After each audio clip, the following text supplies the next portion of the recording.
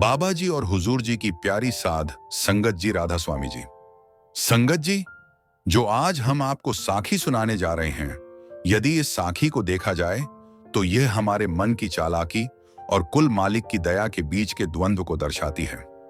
हुजूर फरमाते हैं कि इंसान अपनी चतुराई और झूठ के सहारे दुनिया में मान बढ़ाई तो पा सकता है, लेकिन उसके भीतर का डर कभी खत्म नहीं होता, क्योंकि सांच को आंच नहीं। जैसे उस अनपढ़ व्यक्ति को हर पल अपनी पोल खुलने का भय था, वैसे ही संसारी जीव भी माया के प्रपंच में फंसकर अशांत रहता है। अंत में जब वह अपनी बेबसी स्वीकार कर सच्चे दिल से पुकारता है, तो वह कुल मालिक ही है जो उसकी लाज रखता है। यह साखी सिखाती है कि सच्ची सुख शांति नाम की कमाई और निष्कपट जीवन में है, क्योंकि दुनिया का वैभव तो मुट्ठी में बंद तितली की तरह क्षण भंगुर है। असली धन तो केवल रूहानियत की कमाई है। आइए सुनते हैं यह ज्ञानवर्धक रूहानी साखी। इससे पहले संगत जी, आपसे एक विनती है कि कमेंट में राधा स्वामी जी लिखकर अपने शहर का नाम जरूर लिखें और हमारे चैनल अम्मू किचन को सब्सक्राइब जरूर करें। आइए सुनते हैं यह रूहानी साखी। संगत जी, बहुत प्राचीन समय की बात है। एक गांव में एक वृद्ध ज्योतिषी रहा करता था। वह दिन भर अपने प्राचीन शास्त्र पढ़ता और लोगों को उनके भविष्य के बारे में बताता था। उसका सारा समय ग्रहों की चाल समझने और भविष्यवाणी करने में बीतता था। गांव के लोग उसे बहुत सम्मान देते थे, क्योंकि उनका विश्वास था कि उसके पास दिव्य ज्ञान और बहुत पुरानी सिद्ध पुस्तकें मौजूद हैं। एक दिन अचानक उस वृद्ध ज्योतिषी का स्वर्गवास हो गया। उसकी मृत्यु का समाचार फैलते ही पूरे क्षेत्र में शोक छा गया। ज्योतिषी की पत्नी की एक सखी थी, जिसका पति बहुत निर्धन और भोला इंसान था। जब सखी को पता चला कि ज्योतिषी नहीं रहे, तो उसने अपने पति से कहा कि हमें शोक व्यक्त करने उनके घर जाना चाहिए। अंततः वे हमारे पड़ोसी और पुराने मित्र थे। उस स्त्री का पति एक अनपढ़ परंतु परिश्रमी मजदूर था। वह सारा दिन दूसरों के खेतों में काम करता था, ताकि 2 समय का भोजन जुटा सके। उसका जीवन बहुत कठिन था और वह बड़ी कठिनाई से निर्वाह कर पाता था।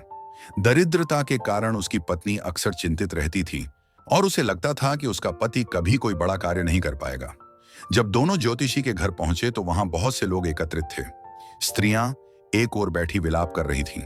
उसी समय मजदूर की पत्नी की दृष्टि एक कक्ष के कोने में रखी अलमारी पर पड़ी। वहां एक पुरानी पुस्तक रखी थी, जो एक सुंदर रेशमी वस्त्र में लिपटी हुई थी। उसे देखकर स्त्री के मन में एक विचित्र विचार आया और उसने चुपचाप उस पुस्तक को उठा लिया। स्त्री ने ज्योतिषी की विधवा से पूछा कि यह पुस्तक किस विषय की है और इसे इतनी सुरक्षा से क्यों रखा गया है। यह सुनते ही वह रो पड़ी और कहने लगी कि यह पुस्तक मेरे पति की सबसे मूल्यवान वस्तु थी। वह इसे कभी स्वयं से अलग नहीं करते थे और जहां भी जाते इसे साथ ले जाते थे। विधवा ने बताया कि इसी पुस्तक के प्रताप से हमें कभी किसी वस्तु का अभाव नहीं हुआ। यह हमारे लिए कुबेर के भंडार जैसी थी, जिसने हमें मान प्रतिष्ठा भी दी और धन भी।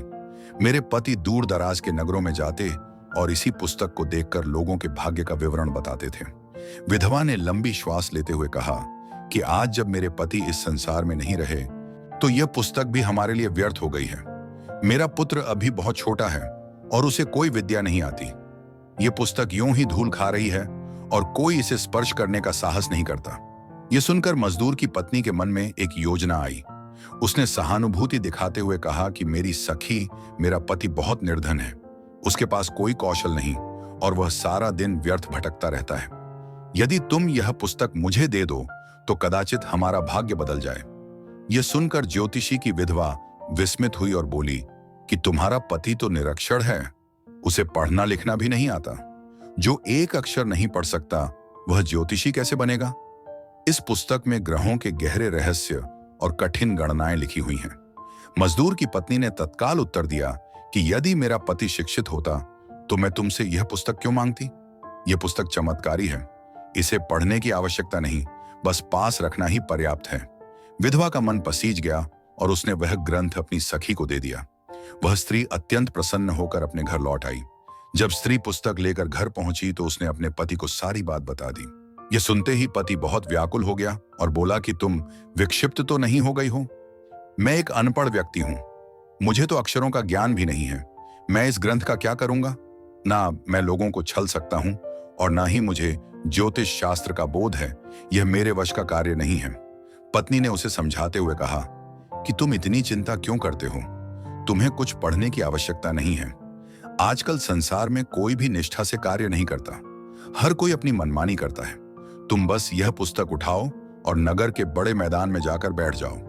वहां बहुत से ऐसे अज्ञानी लोग आएंगे जो अपनी समस्याएं लेकर तुम्हारे पास आएंगे। ईश्वर किसी निर्धन को निराश्रय नहीं छोड़ता।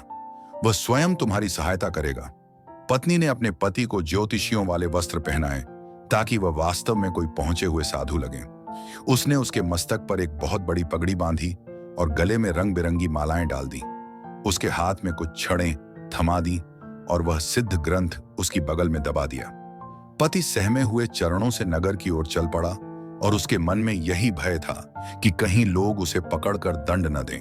जब वह नगर के मुख्य मैदान में पहुंचा तो उसने देखा कि वहां पहले से ही बहुत से ज्योतिषी बैठे हुए थे।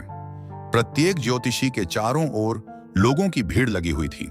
यह देखकर उसका भय थोड़ा कम हुआ और उसने सोचा कि जब इतने लोग यह कार्य कर रहे हैं तो मैं भी प्रयास कर सकता हूं। उसने एक शांत स्थान खोजा और अपनी पुस्तक सामने रखकर बड़ी गंभीरता से बैठ गया। उसने अपना मुख ऐसा बना लिया जैसे वह बहुत गहरे चिंतन में डूबा हुआ हो। वह गाल फुलाता, आंखें मटकाता और होठों को इस तरह हिलाता जैसे कोई बहुत कठिन मंत्र पढ़ रहा हो। कुछ ही समय बीता था कि एक किसान वहां से निकला। वह बहुत व्याकुल था क्योंकि उसका प्रिय घोड़ा कहीं खो गया था और बहुत खोजने के बाद भी नहीं मिला था।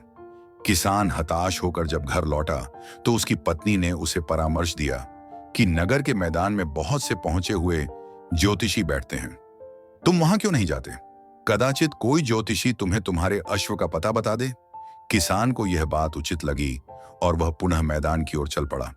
वहां पहुंचकर उसकी दृष्टि उस अनपढ़ ज्योतिषी पर पड़ी जो बड़ी पगड़ी पहनकर मंत्र पढ़ने का स्वांग कर रहा था। किसान उसके पास गया और श्रद्धा से प्रणाम करके बोला कि मेरा घोड़ा खो गया है। कृपा करके अपनी पुस्तक देखकर बता दीजिए कि वह कहाँ है। अनपढ़ ज्योतिषी ने प्रभाव जमाते हुए कहा कि पहले कुछ दक्षिणा निकालो, कार्य निःशुल्क नहीं होगा। किसान ने तुरंत अपनी जेब से चांदी का एक सिक्का निकाला और ज्योतिषी को दे दिया। सिक्का देखते ही ज्योतिषी के मन में प्रसन्नता की एक लहर दौड़ गई। ज्योतिषी ने एक वस्त्र उठाया, उस पर फूंक मारी और भूमि पर फेंक दिया। फिर उसने चांदी का सिक्का पुस्तक पर रखा और बड़े गर्व से पृष्ठ पलटने लगा जैसे सब कुछ पढ़ रहा हो। थोड़ी देर बाद उसने सिर उठाया और बोला कि तुम्हारा घोड़ा मिल गया है। अब चिंतित होने पहले शीत सेतु, फिर एक और सेतु और अंत में तुम्हें शोक नाम का सेतु मिलेगा। उसी सेतु के नीचे तुम्हारा घोड़ा बंधा हुआ खड़ा होगा। जाओ और अपना घोड़ा ले आओ, लेकिन स्मरण रखना कि घोड़ा मिलने के बाद वापस आकर मेरी शेष दक्षिणा अवश्य देना। किसान बहुत प्रसन्न हुआ और उसने वचन दिया कि घोड़ा मिलते ही वह उपहार भी देगा। किसान नगर से बाहर निकला और ज्योतिषी के बताए हुए मार्ग पर चल पड़ा। उसने पहला सेतु पार किया, फिर दूसरा, और जब अंत में शोक सेतु पर पहुंचा तो उसके आश्चर्य की कोई सीमा न रही। वहां वास्तव में उसका घोड़ा खड़ा था। किसान हर्ष से झूम उठा, घोड़े को दुलार किया और उसे लेकर सीधे ज्योतिषी के पास लौट पड़ा ताकि अपना वचन पूरा कर सके। किसान घोड़ा पाकर बहुत अधिक प्रसन्न था। उसने घोड़े के मूल्य का चतुर्थांश पुरस्कार के रूप में ज्योतिषी के सम्मुख रख दिया। किसान ने पूरे नगर में यह बात फैला दी कि यह नया ज्योतिषी बहुत सिद्ध पुरुष है। इसने क्षण भर में मेरे खोए हुए घोड़े का पता बता दिया। देखते ही देखते पूरे नगर में इस अनपढ़ ज्योतिषी की कीर्ति फैल गई और लोग दूर दूर से आने लगे। अब ज्योतिषी के पास लोगों का तांता लग गया था और वह बहुत धन कमाने लगा। हर कोई कहता था कि इसके पास ऐसी पुस्तक है जो लुप्त वस्तुओं का पता क्षणों में बता देती है। ज्योतिषी की पत्नी भी बहुत प्रसन्न थी कि अब उनके घर से दरिद्रता समाप्त हो गई है और बहुत सी धन संपत्ति आ रही है।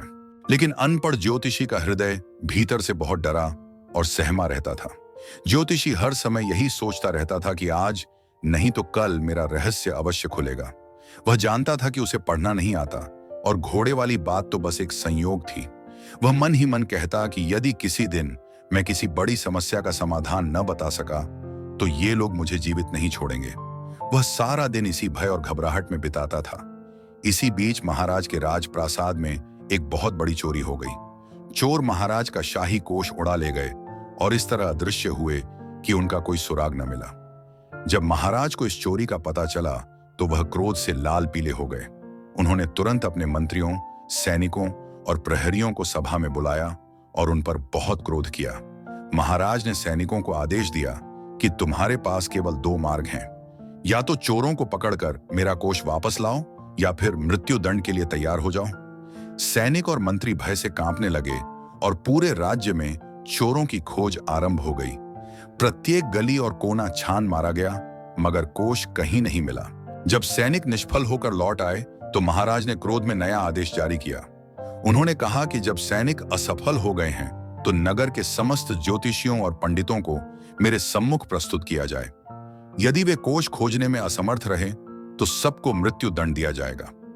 मैं नहीं चाहता कि कोई मिथ्या ज्योतिषी लोगों को मूर्ख बनाता फिरे। राजकीय सैनिक मैदान में पहुंचे और वहां बैठे समस्त ज्योतिषियों को पकड़कर महल ले आए।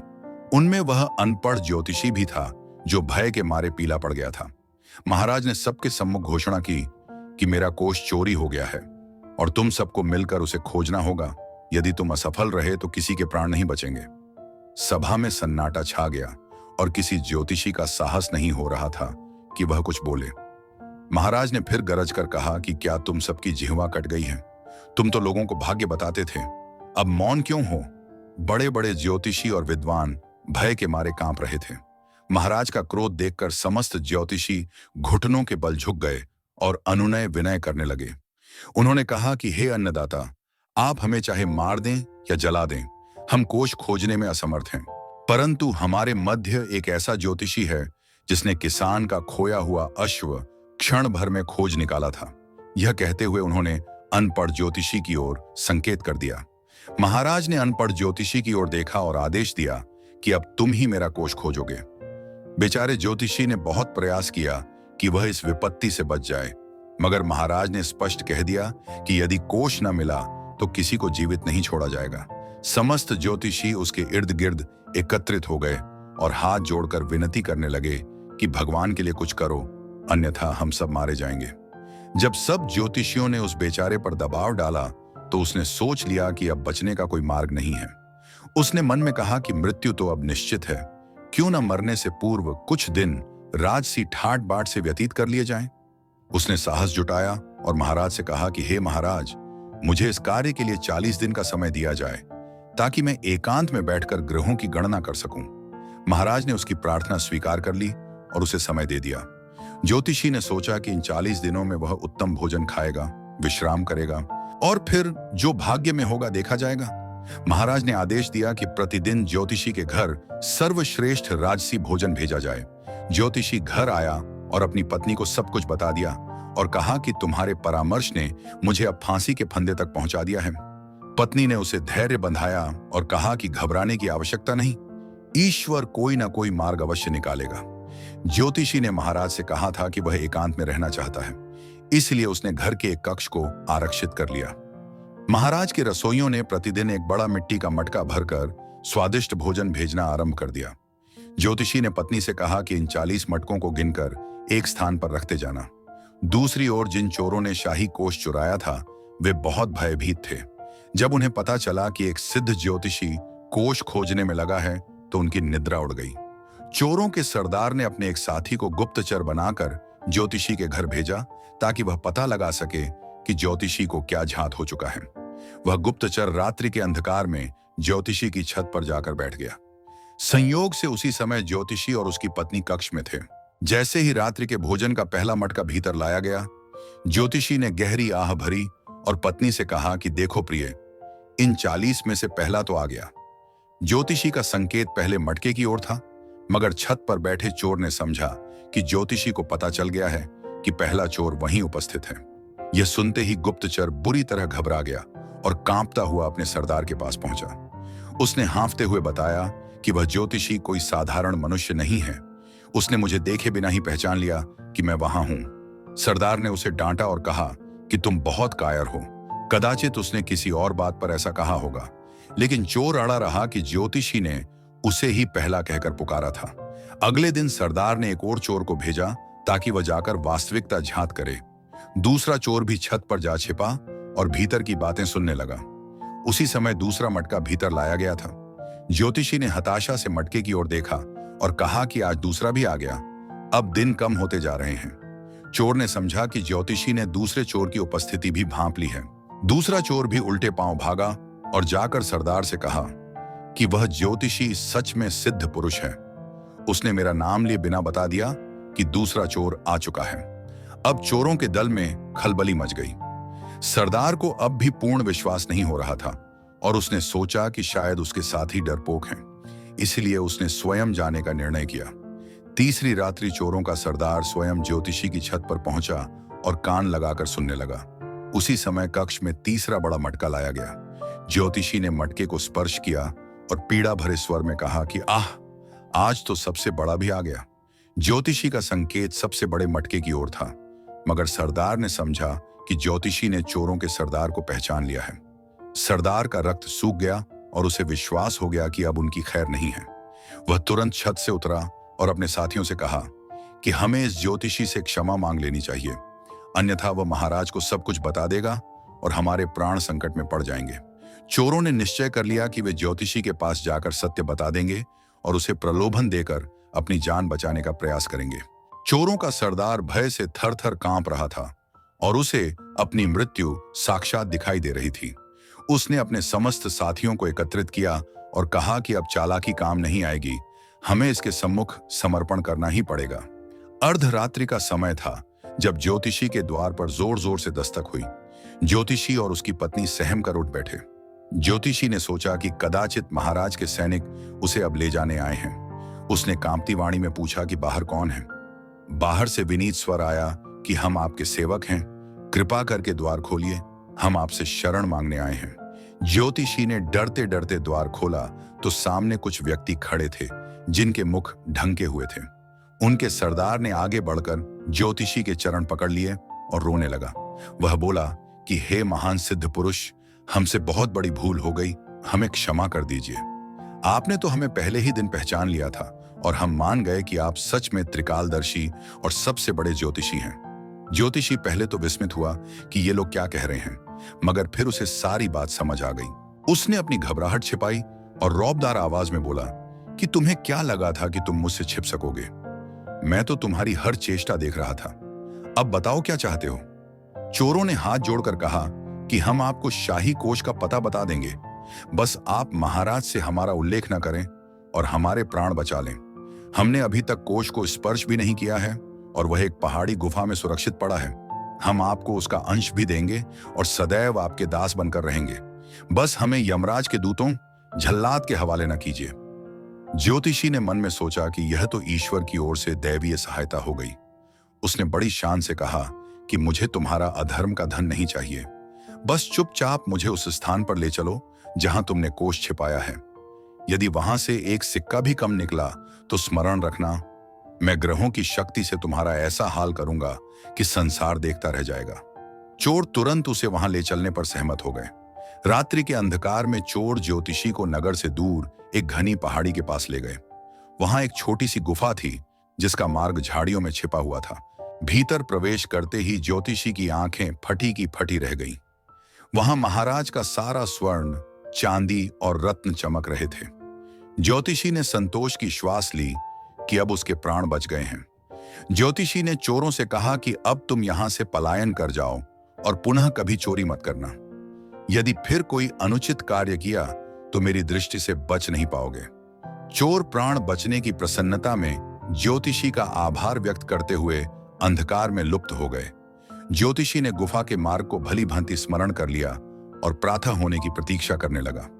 अगली सुबह ज्योतिषी बड़ी शान से सभा में पहुंचा और उसका मुख प्रसन्नता से दमक रहा था।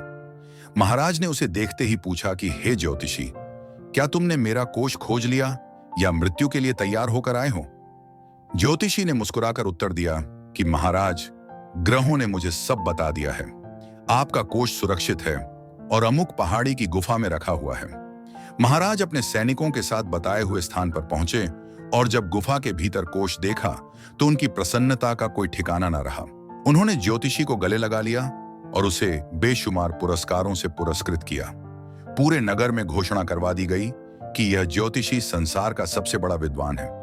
मगर महाराज के मन में अभी एक और परीक्षा शेष थी जिससे ज्योतिषी सर्वथा अनभिज्ञ था। कोष मिलने के बाद ज्योतिषी की कीर्ति पूरे देश में फैल चुकी थी। अब वह कोई साधारण मजदूर नहीं रहा था, बल्कि राज परिवार का विशेष व्यक्ति बन चुका था। महाराज उसकी बुद्धिमानी से इतने प्रभावित हुए कि उन्होंने महल के निकट उसे एक भव्य भवन दे दिया और बहुत सारा स्वर्ण उपहार में दिया। ज्योतिषी की पत्नी अब रेशमी वस्त्र पहनती थी और स्वयं को किसी महारानी से कम नहीं समझती थी। दोनों अपने नए जीवन से बहुत प्रसन्न थे। महाराज ने एक बहुत बड़े भोज का आयोजन किया, जिसमें देश के समस्त ज्योतिषियों और विद्वानों को आमंत्रित किया गया। उस सभा में अनपढ़ ज्योतिषी को सबसे ऊंचे आसन पर बिठाया गया, क्योंकि उसने वह कार्य कर दिखाया था जिसमें शेष सब असफल हो गए थे। दूसरे ज्योतिषी उसे ईर्ष्या और विस्मय की दृष्टि से देख रहे थे, क्योंकि वे जानते थे कि कोष खोजना कोई साधारण बात नहीं थी। भोज के दौरान ज्योतिषी बहुत गर्व से बैठा हुआ था और स्वयं को वास्तव में एक महान व्यक्ति समझने लगा था। उसके हृदय से वह भय निकल चुका था जो पहले दिन उसे सताता था। वह भूल गया था कि यह सब केवल संयोग और चोरों की अज्ञानता के कारण हुआ था। वह अपनी बड़ी पगड़ी संभालता और लोगों की प्रशंसा सुनकर मुस्कुराता रहता था, जैसे वह सचमुच अंतर्यामी हो। जब महाराज ने देखा कि ज्योतिषी बहुत अधिक आत्मविश्वासी हो गया है, तो उनके मन में एक कौतूहल उत्पन्न हुआ। वह यह देखना चाहते थे कि यह ज्योतिषी सच में दिव्य ज्ञान रखता है या केवल उसके भाग्य ने उसका साथ दिया है। महाराज ने चुपके से अपने पास लगे एक पुष्प पर बैठी तितली को अपनी मुट्ठी में दबोच लिया और हाथ इस तरह बंद कर लिया कि न तितली को क्षति पहुंचे और न किसी को कुछ दिखाई दे। महाराज ने सभा में उपस्थित समस्त ज्योतिषियों की ओर देखा और उच्च स्वर में कहा कि हे बुद्धिमान लोगों, मैं तुम सब का एक अंतिम परीक्षण लेना चाहता हूं। जो इसमें सफल हुआ वही मेरा सबसे प्रिय परामर्शदाता बनेगा और जो असफल हुआ वह मिथ्या सिद्ध होगा। यह सुनते ही सभा में सन्नाटा छा गया और सब ज्योतिषी एक दूसरे का मुख देखने लगे। महाराज ने अपनी बंद मुट्ठी सबके सम्मुख उठाई और पूछा कि बताओ, मेरी इस मुट्ठी के भीतर क्या है? यदि तुम वास्तव में ज्योतिष विद्या जानते हो तो तुम्हें यह छोटी सी बात भी झांत होनी चाहिए। समस्त ज्योतिषियों के पसीने छूट गए, क्योंकि बंद मुट्ठी में क्या है इसका अनुमान लगाना असंभव था। सब मौन खड़े रहे और किसी का साहस नहीं हुआ। काफी देर तक जब कोई उत्तर नहीं आया तो महाराज क्रोध में बोले कि क्या तुम सबके दावे झूठे हैं? क्या यहां कोई भी ऐसा नहीं जो बता सके कि मेरी मुट्ठी में क्या छिपा है? एक वृद्ध ज्योतिषी आगे बढ़ा और बोला कि महाराज, यह विद्या हमारे वश की नहीं। यह तो वही बता सकता है जिसने आपका लुप्त कोष खोजकर अपनी योग्यता सिद्ध की थी। अब महाराज ने अनपढ़ ज्योतिषी की ओर देखा और कहा कि हाँ ज्योतिषी महोदय, अब आपकी बारी है। बताइए कि मेरी मुट्ठी में क्या है। यदि आपने सही उत्तर दिया तो मैं आपको आधा राज्य दे दूंगा, लेकिन यदि गलत सिद्ध हुए तो आपकी सारी संपत्ति वापस ले ली जाएगी और आपको नगर से निष्कासित कर दिया जाएगा। यह सुनते ही अनपढ़ ज्योतिषी के पैरों तले भूमि खिसक गई। उसे लगा कि अब उसका अंतिम समय आ गया है। उसने अपनी पुस्तक के पृष्ठ पलटे, आकाश की ओर देखा और मन ही मन स्वयं को कोसने लगा कि काश उसने यह असत्य न बोला होता। वह जानता था कि अब कोई तुकबंदी काम नहीं आएगी और उसका शरीर पसीने से तर हो गया। ज्योतिषी को मौन देखकर महाराज गरज कर बोले कि शीघ्र बोलो, तुम्हारे पास केवल 1 मिनट है, अन्यथा मृत्यु दंड दिया जाएगा। ज्योतिषी ने सोचा कि अब सत्य के अतिरिक्त कोई मार्ग नहीं, मगर वह सत्य भी ऐसे शब्दों में कहना चाहता था कि कदाचित कोई चमत्कार हो जाए। उसने अपना पूरा जीवन आंखों के सामने घुमा लिया और एक लंबी ठंडी श्वास ली। महाराज की बंद मुट्ठी देखकर ज्योतिषी का बुरा हाल था। उसे लग रहा था कि अब उसकी आयु के अंतिम क्षण हैं। सभा में उपस्थित प्रत्येक आंख उसे देख रही थी। दूसरे ज्योतिषियों के चेहरों पर व्यंग्य भरी मुस्कान थी, क्योंकि वे चाहते थे कि यह अनपढ़ ज्योतिषी असफल हो जाए। ज्योतिषी ने सोचा कि अब मौन रहना ही श्रेयस्कर है और अपने भाग्य पर कोई अंतिम वाक्य कहकर परिणाम के लिए तैयार हो जाऊं। ज्योतिषी को अपना पुराना जीवन स्मरण आया जब वह निर्धन था और उसकी पत्नी ने उसे इस कठिन कार्य में डाल दिया था। उसे वह दिन याद आया जब वह प्रथम बार मैदान में बैठा था और किसान उसके पास आया था। उसे अपनी विवशता पर रोना आ रहा था, लेकिन उसने धैर्य नहीं खोया। उसने सोचा कि मरना तो है ही, क्यों न अपनी स्थिति को ही शब्दों में व्यक्त कर दूं। ज्योतिषी ने एक गहरी सांस ली और महाराज की ओर देखकर अत्यंत दुखी स्वर में कहा, हे महाराज, मनुष्य का जीवन भी बड़ा विचित्र है। पहली बार वह बच निकलता है, दूसरी बार भी भाग्य उसका साथ देता है, लेकिन हे मेरे भाग्य, तीसरी बार वह मुट्ठी में बंद तितली की तरह फंस ही जाता है। उसका संकेत अपनी आत्मा की ओर था कि अब वह पूरी तरह फंस चुका है। जैसे ही ज्योतिषी ने मुट्ठी में बंद तितली के शब्द कहे, पूरी सभा में सन्नाटा छा गया। महाराज की आंखें विस्मय से फैल गईं। महाराज ने तुरंत अपनी मुट्ठी खोली तो उसके भीतर से एक सुंदर रंगीन तितली निकलकर उड़ने लगी। महाराज झट से अपने आसन से खड़े हो गए और ऊंचे स्वर में बोले, अद्भुत! तुम तो वास्तव में सिद्ध पुरुष हो। तुमने बिल्कुल सही पहचाना कि मेरी मुट्ठी में तितली है। सभा जयकारों के नारों से गूंज उठी। महाराज को विश्वास हो गया कि ज्योतिषी ने अपनी दिव्य दृष्टि से मुट्ठी के भीतर देख लिया था। ज्योतिषी स्वयं भी आश्चर्यचकित रह गया कि उसने तो अपने भाग्य को कोसने के लिए तितली का उदाहरण दिया था, लेकिन वही उसके उद्धार का मार्ग बन गई। उसे बोध हुआ कि ईश्वर ने एक बार फिर उसे लज्जित होने से बचा लिया और नया जीवन दिया। महाराज ने ज्योतिषी को गले लगाकर उसे राज्य का सबसे बड़ा ज्योतिषी घोषित किया। उसे स्वर्ण मुद्राओं से भरी कई थैलियां और मूल्यवान वस्त्र दिए गए। महाराज ने घोषणा की कि आज से इस ज्योतिषी की प्रत्येक बात पत्थर की लकीर मानी जाएगी। ज्योतिषी जब पुरस्कार और सम्मान लेकर घर पहुंचा तो उसकी पत्नी प्रसन्नता से झूम उठी, लेकिन ज्योतिषी का हृदय अब भी धड़क रहा था। उसने अपनी पत्नी को कक्ष में ले जाकर कहा, देखो, अब बहुत हो गया। ईश्वर ने बार बार मेरा मान रखा है, लेकिन हर बार ऐसा नहीं होगा। यह संपत्ति हमारे लिए पर्याप्त है। मैं अब इस असत्य और भय के जीवन में नहीं रहना चाहता। पत्नी ने जब अपने पति का भय और सत्य देखा तो वह भी मान गई। ज्योतिषी अगले दिन महाराज के पास गया और बड़ी विनम्रता से कहा, महाराज, ग्रहों ने मुझे संकेत दिया है कि अब मेरी अंतर्दृष्टि की शक्ति समाप्त हो रही है और मुझे शेष जीवन भक्ति और साधना में व्यतीत करना चाहिए। इसलिए मुझे अब इस कार्य से मुक्त कर दिया जाए। महाराज ने उसकी निष्ठा पर उसे अनुमति दे दी। इस तरह वह अनपढ़ ज्योतिषी सदैव के लिए इस कठिन कार्य से मुक्त हो गया। उसने वह चमत्कारी पुस्तक वापस ज्योतिषी की विधवा को लौटा दी और महाराज से प्राप्त धन से एक बड़ा व्यापार आरंभ कर लिया। अब वह वास्तव में परिश्रम की रोटी कमा रहा था। गांव के लोग अब भी उसे सम्मान से देखते थे, लेकिन उसे प्रसन्नता इस बात की थी कि अब उसे किसी से डरने की आवश्यकता नहीं। इस कहानी से हमें यह शिक्षा मिलती है कि कभी-कभी मनुष्य का सौभाग्य उसे बहुत ऊंचा ले जाता है, लेकिन असत्य की नींव पर खड़ी सफलता सदैव भय में रखती है। वास्तविक सम्मान केवल परिश्रम और सत्य में है। ज्योतिषी ने समय रहते पश्चाताप कर लिया और एक शांत जीवन जीने लगा। ईश्वर ने उसकी प्रार्थना स्वीकार की और उसे संसार और परलोक की लज्जा से बचा लिया। संगत जी, इस साखी से हमें यह सीख मिलती है कि नेकी और सच्चाई की कमाई ही रूहानी तरक्की की असली नींव है। हुजूर महाराज फरमाते हैं कि जीव को दुनिया में रहते हुए अपनी जिम्मेदारियां पूरी ईमानदारी और मेहनत से निभानी चाहिए, क्योंकि कपट्टी और छल का जीवन अंततः रूह को बोझिल कर देता है। जैसे उस ज्योतिषी ने समय रहते अपनी गलती पहचान कर असत्य का मार्ग त्याग दिया और मेहनत की रोटी को अपनाया, वैसे ही हमें भी मन की चतुराई छोड़ सरल और निष्कपट बनना चाहिए। संतों का वचन है कि जिस धन में किसी का हक या धोखा शामिल हो, वह सुख नहीं दे सकता। असली शांति तो केवल प्रभु की मौज में रहकर हक हलाल की कमाई करने और नाम का सुमिरन करने में है, क्योंकि अंत समय में हमारे साथ केवल हमारी नेकी और गुरु का बख्शा हुआ नाम ही जाता है। संगत जी, साखी अच्छी लगी हो तो लाइक जरूर करना और कमेंट बॉक्स में राधा स्वामी जरूर लिखें। साथ ही यह भी बताना कि आप किस शहर से ये वीडियो देख रहे हैं। संगत जी, फिर मिलेंगे एक नई रूहानी साखी के साथ। तब तक के लिए राधा स्वामी जी।